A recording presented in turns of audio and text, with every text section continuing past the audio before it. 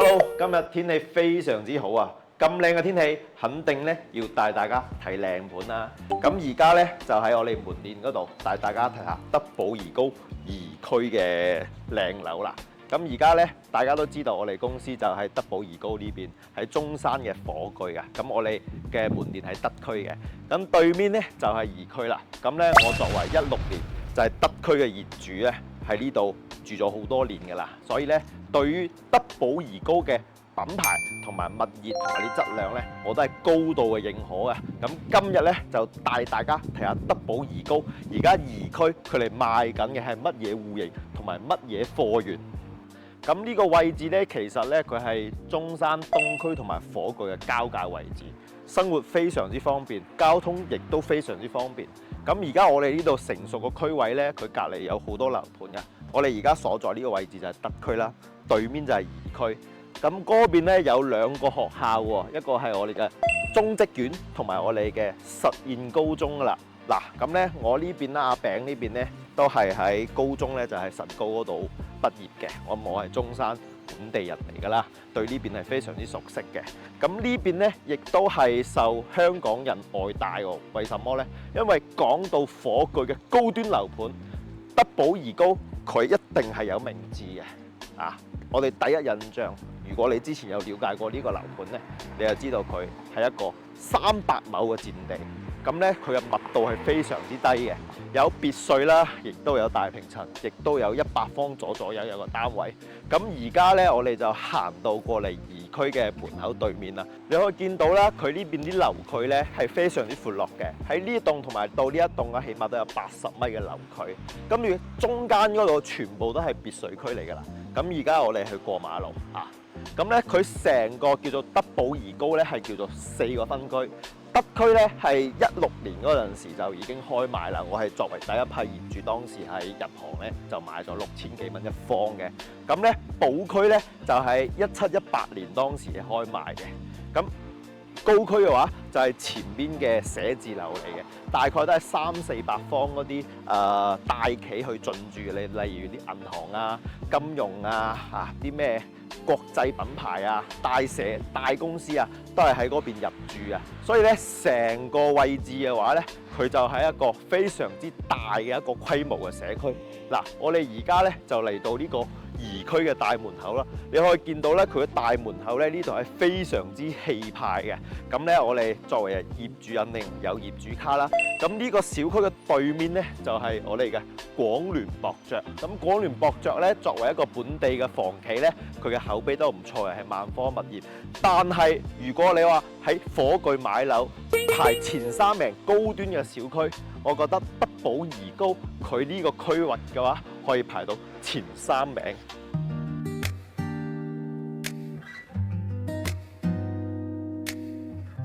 OK， 而家入到嚟小區呢邊啊，可以見到啦，我哋成個樓區係非常之闊亮。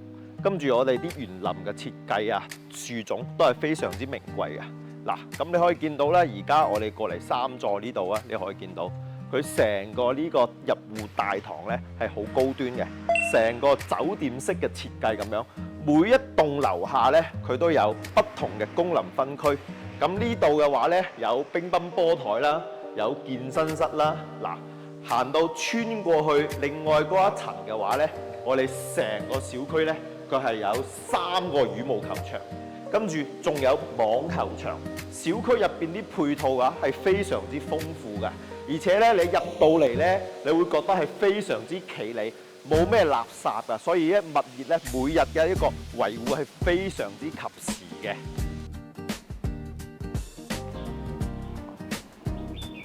反正你一入到嚟小區嘅園林咧，你唔會覺得係一個小區嘅園林，你覺得咧佢係一個公園咁樣嘅設計㗎啦。呢度咧就有2個羽毛球場，嗱呢邊咧就係我哋嘅別墅區。可以見到咧，我哋啲高層咧就係一個7字形嘅一個設計，中間咧就係我哋一啲聯排同埋雙拼同埋獨棟嘅別墅，都好貴嘅，成1000幾2000萬一套嘅。咁呢啲咧係簡單嘅兒童玩樂嘅一個設施啦，嗰邊亦都有嘅。所以咧，成個社區咧，你一入到嚟咧，非常之大。喺成個火炬開發區小區規模嚟講，佢已經係數1數2㗎啦。咁呢個小區嘅發展商咧叫做迪興實業嘅，咁係我哋個本地嘅口碑開發商嚟嘅。咁佢喺中山咧已經開發咗非常之多嘅物業啦，譬如話中山路隔離嘅盛景上風啦，呢個商業圈咧就係佢開發嘅。譬如話紫馬天富啦、紫馬奔騰啦，包括呢個德寶怡高，仲有德寶怡高隔離嘅博愛里，都係呢個開發商開發㗎。所以咧喺我哋本地人心目中咧，呢個開發商咧佢開發呢啲產品咧，雖然比市面上要貴，但係貴係貴有道理。你睇下呢個品質同埋呢個園景嘅話，你喺中山睇過咁多小區，佢其實係數前3名嘅。其實講再多都冇用。咁阿餅咧作為一個地產嘅從業人員，我都係買落呢個小區開發嘅物業，咁咧就係信心嘅保證啦。德區我作為16年買嘅業主，就住喺呢度噶嘛，呢個係冇花冇假嘅。好啦，今日點解要特登過嚟拍呢個小區呢？第一，除咗佢靚之外呢，最重要嘅係價錢。咁當年呢，宜區就係我哋所在呢個板塊，佢開盤嗰陣時呢要18000、19000。咁而家呢，有啲清盤嘅特惠單位啊，108方嘅南向3房啦，之前呢要去到賣到170、180萬一間，咁而家呢150零萬就可以搞掂咯喎，呢個價錢係非常之筍嘅。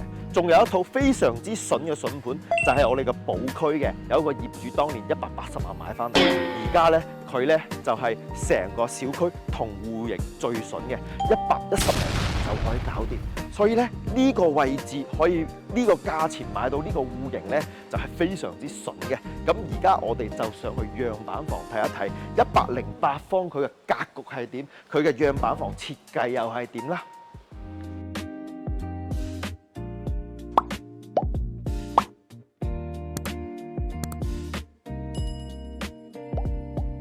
嗱，呢度咧就係我哋嘅入戶大堂 ，feel 唔 feel 到啊？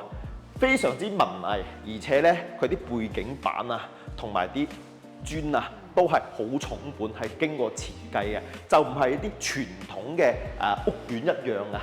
你可以見到佢呢個開發商每一處嘅細節咧，佢都係有經過設計同埋成本落去嘅。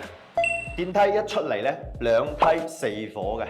咁前邊嗰2伙咧就係108方嘅南向3房，咁後邊側邊嗰2戶咧係128方嘅3+1房，咁就係北向為主嘅。咁而家我哋今日嚟睇南向，因為南向仲有貨，北向嗰啲已經係全部清晒啦，要買就只可以買二手啦。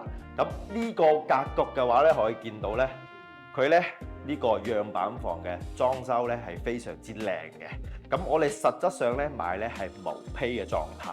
咁呢個位置可以見到咧，成個開間3.8米嘅，一個層高咧係3.15米。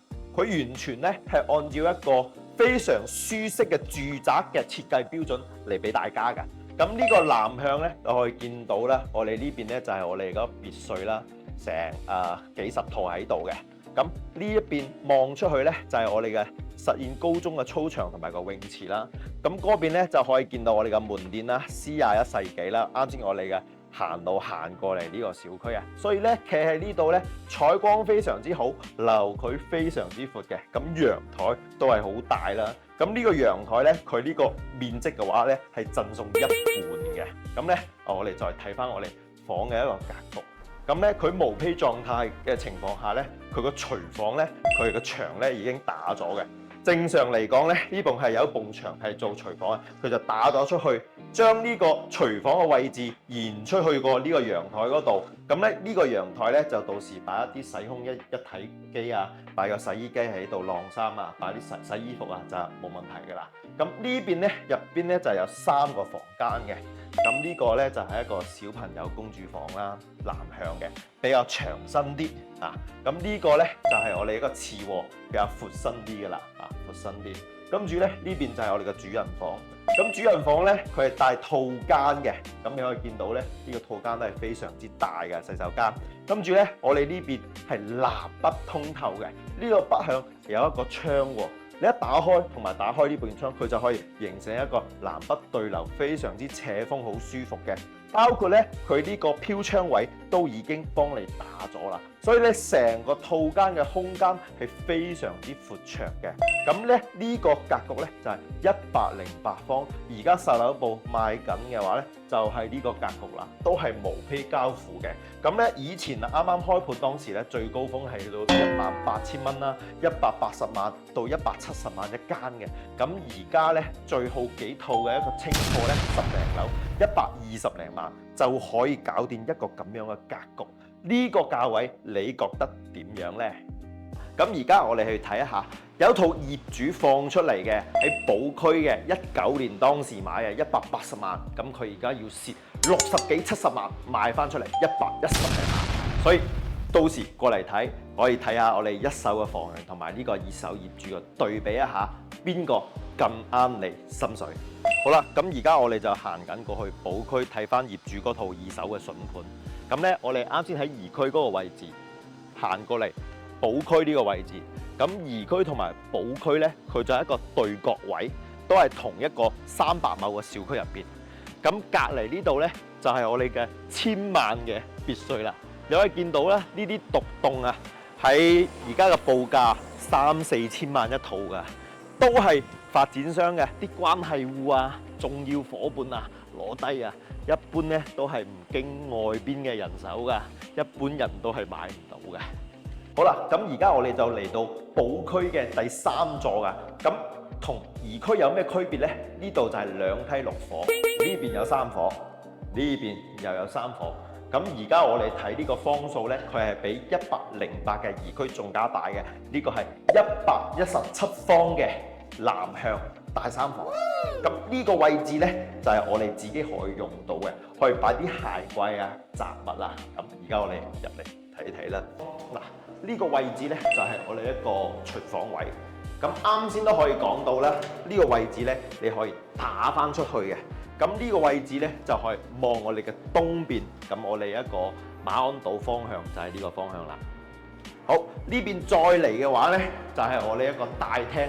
大廳嘅一個開間咧，一樣咧都係3.8米嘅，層高3.15米。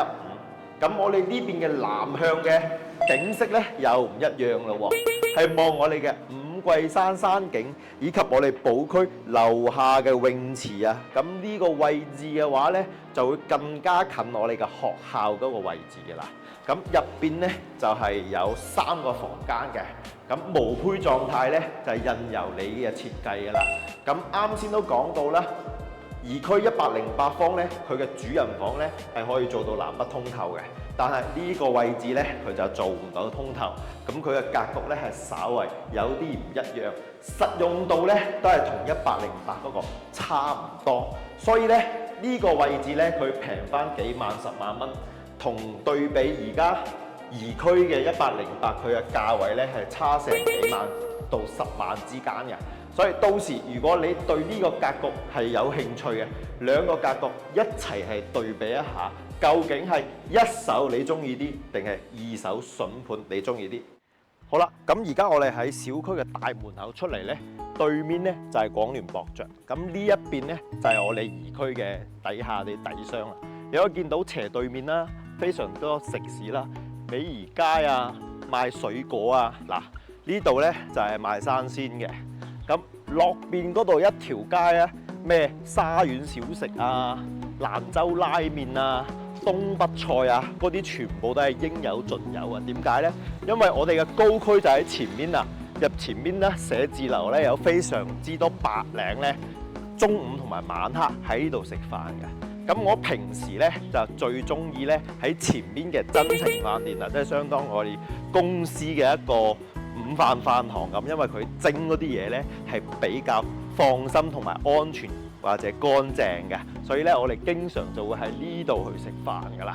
咁咧呢度咧就可以滿足你基本嘅日常嘅生活。咁如果你一定要去啲大嘅商圈，就喺呢度一直行過去中山路。斜對面就係我哋嘅天翼 CocoCity 啦。CocoCity 嘅話咧，佢都係有永東嘅直通巴，直接喺香港過到嚟中山，過到嚟呢度係非常之近㗎啦。嗱，呢度咧就係啱先我所講嘅真情飯店啦。嗱，呢啲餐廳啊，全部都係近期新開啊，所以咧其實呢個位置咧係越嚟越旺啦。所以非常之多香港嘅朋友再次去選擇呢度，因為價錢亦都降咗，生活又更方便喎。你覺得呢？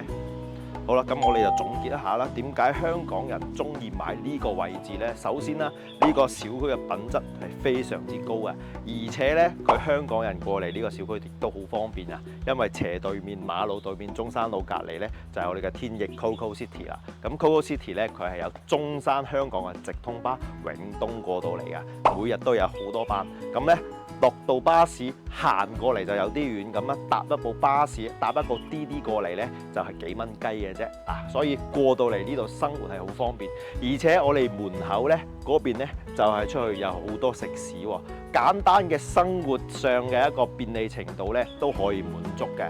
咁平時呢，我哋去大型嘅超市就係 Coco City 啦，或者 Coco City 再攞一個路口就係我哋嘅富人城津裕啦。所以呢度嘅一個生活係非常之方便，亦都係我哋兩大主幹道中山路同埋博愛路嘅交界位同埋中間位啊。所以咧，非常之香港嘅朋友咧選擇過嚟呢度去居住同埋生活㗎。如果你亦都有同一種諗法，同埋之前有了解過德寶怡高呢個小區，一定要聯繫我，加我個 WeChat 同埋 WhatsApp， 一有筍盤我第一時間同你講。